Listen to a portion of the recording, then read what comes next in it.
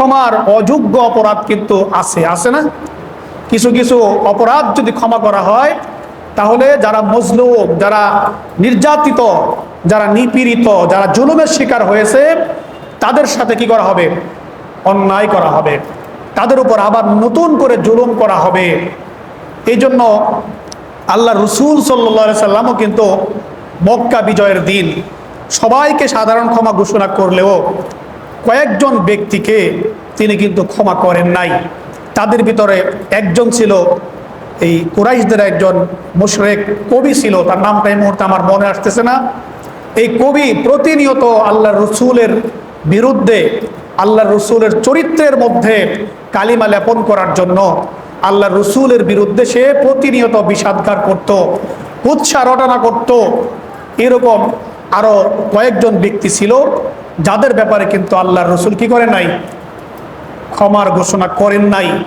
তাদেরকে কিন্তু ওই কবি যখন মক্কা বিজয় হয়, তখন কাবা ঘরের গিলাফ ধরে সে তওবার জন্য মুহাম্মদ সাল্লাল্লাহু আলাইহি সাল্লামের কাছে আত্মসমর্পণ করার জন্য, ইসলাম গ্রহণ করার জন্য কাবার গিলাফ ধরে বসেছিল। তারপরেও কিন্তু সাহাবায়ে কেরামদেরকে আল্লাহ রসুল নির্দেশ দিয়েছে তাকে হত্যা করার। এই জন্য কিছু কিছু ক্ষেত্রে ক্ষমা করার মাধ্যমে মানুষের উপর কি করা হয়? জুলুম করা হয়। যেই ব্যক্তি, যার নির্দেশে, যেই ব্যক্তির কারণে শত শত মানুষের ক্ষতি সাধন করা হয়েছে, শত শত মানুষের সম্পদ নষ্ট করা হয়েছে, শত শত মানুষের জীবন নস্যাৎ করা হয়েছে, এই সমস্ত মৌলিক অপরাধের সঙ্গে যারা জড়িত, তাদেরকে কি করতে হবে? ন্যায় বিচারের আওতায় আনতে হবে, ন্যায় বিচারের আওতায় আনতে হবে। আল্লাহ তাআলা কোরআনের মধ্যে কি বলছেন? আমরা প্রত্যেকদিন জুমার সময় খুতবার লাস্টের দিকে একটা আয়াত বলি, আপনাদের হয়তো অনেকের মুখস্থ হয়ে গেছে, কারণ আমি দেখি যে ওই আয়াতটা বলার সঙ্গে সঙ্গে আপনারা বুঝে ফেলান যে এখন খুতবা শেষ, সবাই দাঁড়িয়ে যায়, তাই না? ইন্নাল্লাহা ইয়া'মুরু বিল আদলি ওয়াল ইহসান, এটা বলি না আমরা খুতবা শেষে? ইন্নাল্লাহা ইয়া'মুরু বিল আদলি ওয়াল ইহসান ওয়া ইতাইযিল কুরবা ওয়া ইয়ানহা আনিল ফাহশাই ওয়াল মুনকার। এই আয়াতটা যেহেতু আপনারা সবাই কম বেশি শুনেন, জানেন, এই জন্য এই আয়াতটা আমি তেলাওয়াত করলাম। এছাড়া কোরআনের আরো বিভিন্ন জায়গায় আল্লাহ তাআলা ক্ষমার ব্যাপারে যতটুকু না বলেছেন, তার থেকে বেশি জায়গায় বলেছেন ন্যায় বিচার করার জন্য। এখানেও আল্লাহ তাআলা কি করেছেন? আল্লাহ তাআলা বলতেছেন ইন্নাল্লাহা ইয়া'মুরু বিল আদলি ওয়াল ইহসান। আল্লাহ তাআলা বলতেছেন যে তোমাদেরকে আল্লাহর পক্ষ থেকে আদেশ করা হয়েছে, আল্লাহ তাআলা তোমাদেরকে আদেশ করেছেন, নিশ্চয়ই আল্লাহ তাআলা তোমাদেরকে আদেশ করেছেন তোমরা ন্যায় বিচার প্রতিষ্ঠা করবা। মানুষের বিচার যখন করতে হবে, বিচারের প্রয়োজনীয়তা যখন আসবে, তখন কি করতে হবে? কি করতে হবে বলেন? ন্যায় বিচার করতে হবে। একজন মানুষকে, মানুষের প্রতি ক্রোধের কারণে, ধরেন আপনাকে একজন মানুষ নির্যাতন করেছিল, তার সময় যখন ভালো ছিল, যেমন ধরেন বর্তমান সময়ের কথাই বলেন, এক সময় যখন আগের যারা ক্ষমতায় ছিল, তারা ক্ষমতায় থাকা অবস্থায় ধরেন আপনি একজন ব্যক্তির কারণে আপনি ক্ষতির মুখোমুখি হয়েছেন, আপনি নির্যাতনের শিকার হয়েছিলেন। এখন আপনি আবার সুযোগ পেয়ে তার প্রতি এমন প্রতিশোধ গ্রহণ করলেন, যেই প্রতিশোধের কারণে আপনার উপর যতটুকু জুলুম হয়েছিল, আপনি তার থেকে আরো বেশি জুলুম তার উপরে করলেন। আপনার যতটুকু ক্ষতি করা হয়েছিল, তার থেকে আরো বেশি ক্ষতি আপনি তাকে করলেন। তখন কিন্তু আর সেটা কি থাকবে না? সেটা কি ন্যায় বিচার থাকবে? সেটা কিন্তু আবার আপনি কি হয়ে গেলেন? মাজলুমের খাতায় থেকে আপনি কোন খাতায় চলে গেলেন? জালেমের কাতারে চলে গেলেন। মাজলুমের কাতার থেকে জালেমের কাতারে চলে গেলেন। মাজলুম হলে আল্লাহর রহমত থাকে তার উপরে, মাজলুম হলে আপনি জান্নাতে যাবেন নিশ্চিত থাকেন। জালিম হয়ে গেলে কিন্তু জান্নাতে যাওয়ার আর কোনো কি থাকে না, সুযোগ থাকে না। এই জন্য আমাদেরকে যাতে আমাদের আনন্দ, আমাদের সুযোগ সুবিধা, আমাদের সুবিধা যাতে আমাকে আবার জালেম বানিয়ে না দেয়, এই ব্যাপারে কিন্তু আমাদের কি করতে হবে? লক্ষ্য রাখতে হবে। দেখেন ন্যায় বিচারের বিষয়টা দেখেন, বিচার বহির্ভূত প্রত্যেকটা হত্যায় কিন্তু ন্যায় বিচার পরিপন্থী। বিচার বহির্ভূত কোনো আক্রমণ, বিচার বহির্ভূত কোনো পদক্ষেপ, এগুলো কিন্তু ন্যায় বিচার পরিপন্থী। এই জন্য এমন কিছু করা যাবে না, ওই যে প্রতিশোধ, কোরআনের প্রতিশোধ কিন্তু কোরআনের পরিভাষা কিসাস, ওয়ালাকুম ফিল কিসাসি হায়াতুন ইয়া উলিল আলবাব।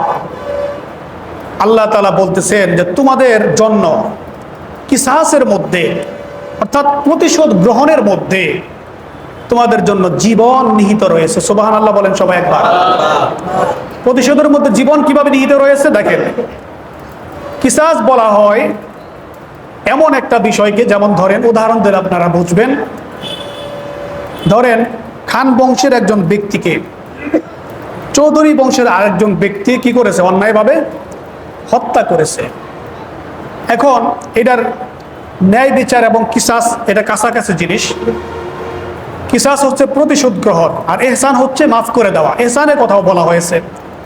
তো কিসাসটা হচ্ছে, এখন ওই যে খান বংশের যে ব্যক্তিকে হত্যা করা হয়েছে, ওই ব্যক্তির পক্ষের লোকজন, ওই ব্যক্তির অভিভাবক যারা আছেন, তারা কি করবেন, কোর্টে মামলা দায়ের করবেন, বিচার দায়ের করবেন, বিচার প্রার্থনা করবেন। বিচার প্রার্থনা করার পরে যারা বিচার ব্যবস্থার দায়িত্বে আছেন, তারা যাদের বিরুদ্ধে বিচার চাওয়া হয়েছে তাদেরকে হাজির করবেন, অপরাধী ব্যক্তিদেরকে হাজির করবেন।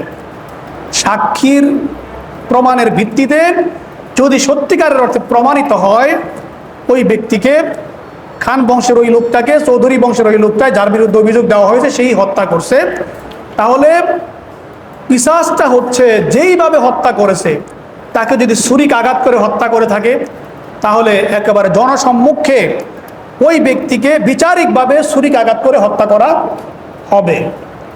যদি তাকে গলা কেটে হত্যা করা হয়, তাহলে বিচারিকভাবে ওই ব্যক্তিকে গলা কেটে হত্যা করা হবে।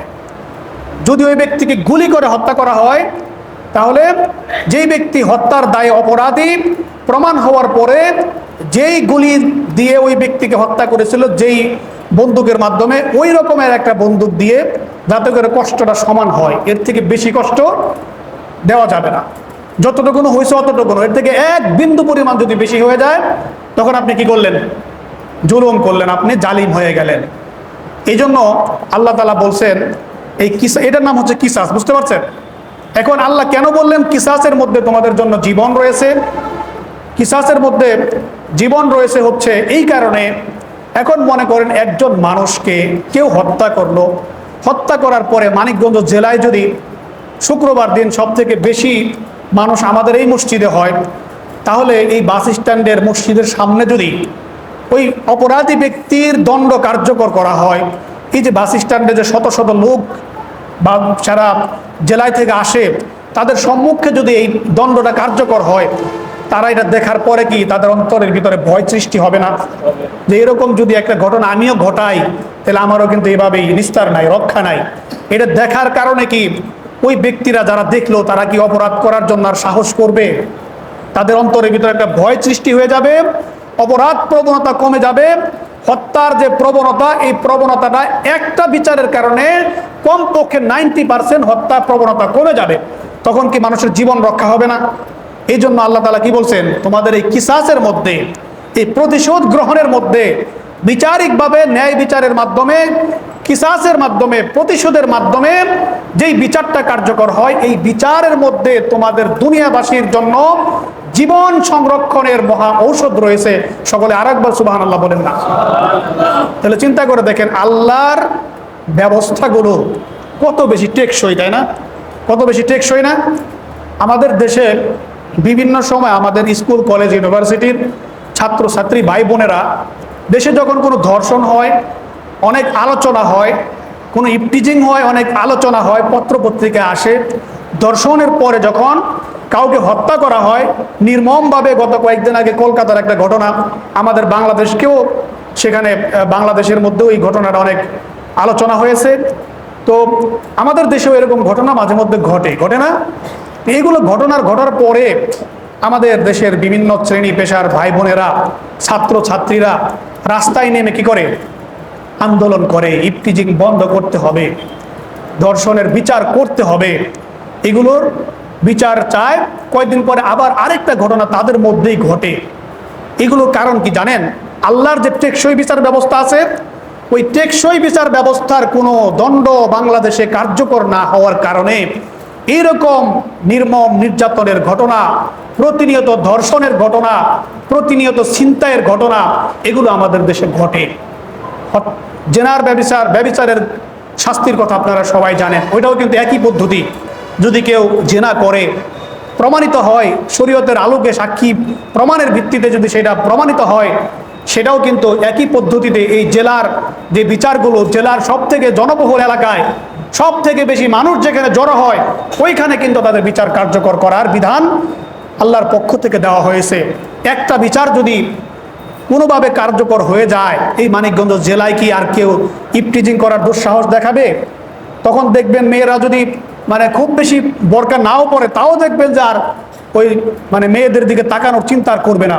চিন্তা করবে যদি তাকাই তাহলে যদি আবার আমার নামে মামলা হয়, আবার যদি আমাকে ওই ব্যক্তির মতো পরিণতি বরণ করতে হয়। এই জন্য আল্লাহর বিচার ব্যবস্থাটা অত্যন্ত টেকসই, অত্যন্ত স্থায়ী, মানুষের জন্য অত্যন্ত উপযোগী। এই জন্য আল্লাহর বিচার ব্যবস্থার বাহিরে যত পদ্ধতি আছে, যত মত আছে, যত আদর্শ আছে, যত ব্যবস্থা আছে, এগুলো কোনোদিনও চূড়ান্তভাবে স্থায়ীভাবে মানুষের জন্য মুক্তির ব্যবস্থা করতে পারবে না। ঠিক কিনা বলেন? এই জন্য আমাদের চূড়ান্ত শান্তির জন্য